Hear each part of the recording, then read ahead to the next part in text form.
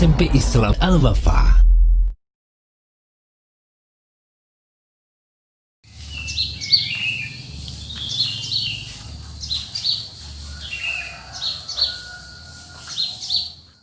Selamat datang di channel Guru IPA. Pada kesempatan kali ini, kita akan bahas mengenai struktur dan fungsi sistem pencernaan makanan pada manusia.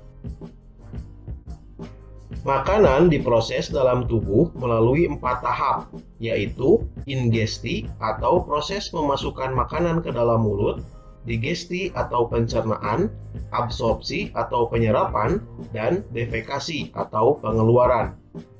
Pada saat makanan masuk ke dalam mulut, proses pencernaan dimulai.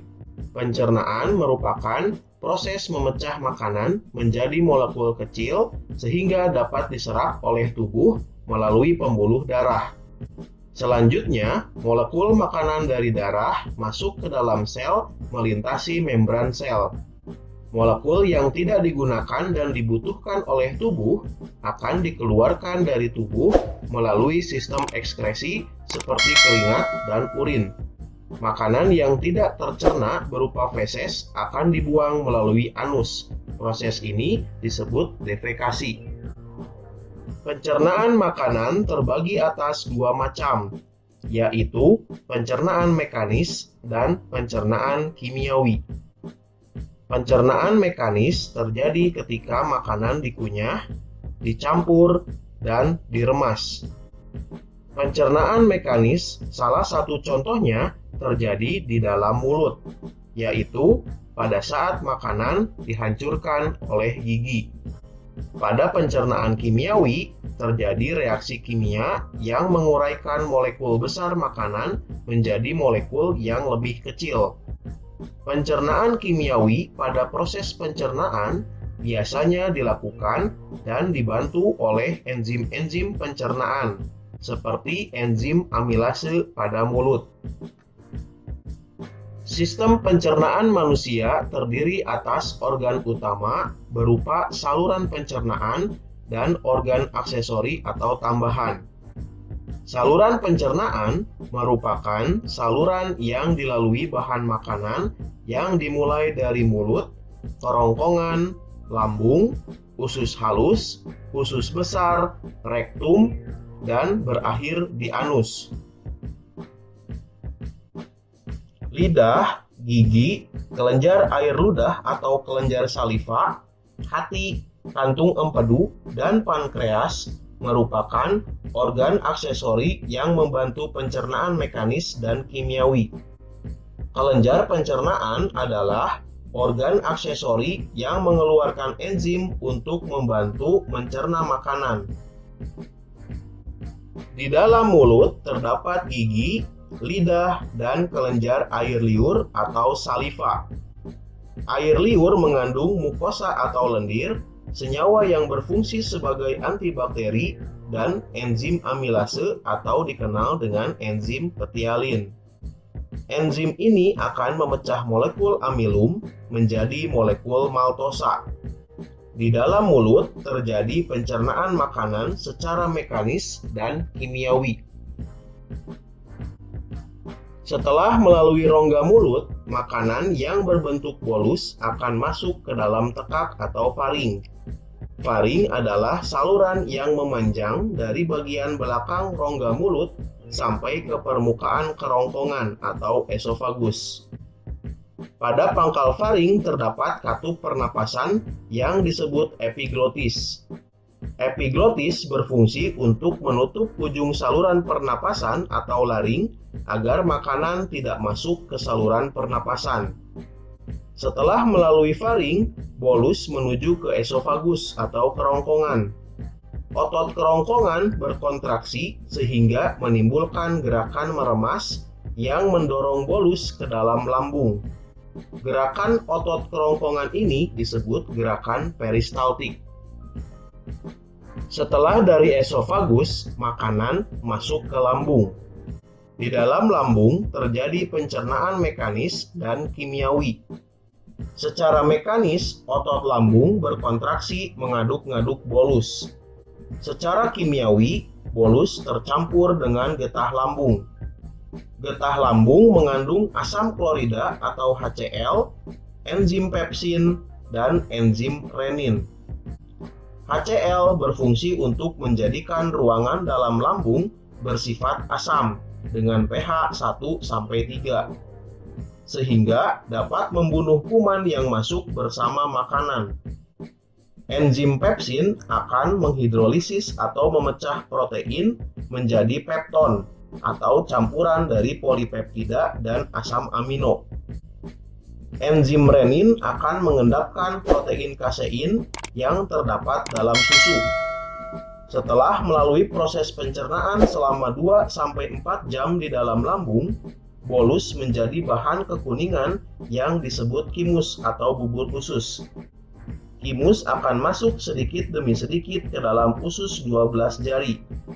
Pengaturan ini dibantu oleh adanya sfinkter atau otot-otot yang tersusun melingkar antara lambung dan usus 12 jari. Usus halus memiliki panjang sekitar 8,25 meter. Usus halus terdiri atas 3 bagian, yaitu usus 12 jari atau duodenum dengan panjang sekitar 0,25 meter. Usus tengah atau yeyunum dengan panjang sekitar 7 meter, dan usus penyerapan atau ileum dengan panjang sekitar 1 meter. Dalam usus halus terjadi pencernaan secara kimiawi saja. Pada duodenum terdapat saluran yang terhubung dengan kantung empedu dan pankreas. Getah pankreas mengandung enzim lipase, amilase, dan tripsin.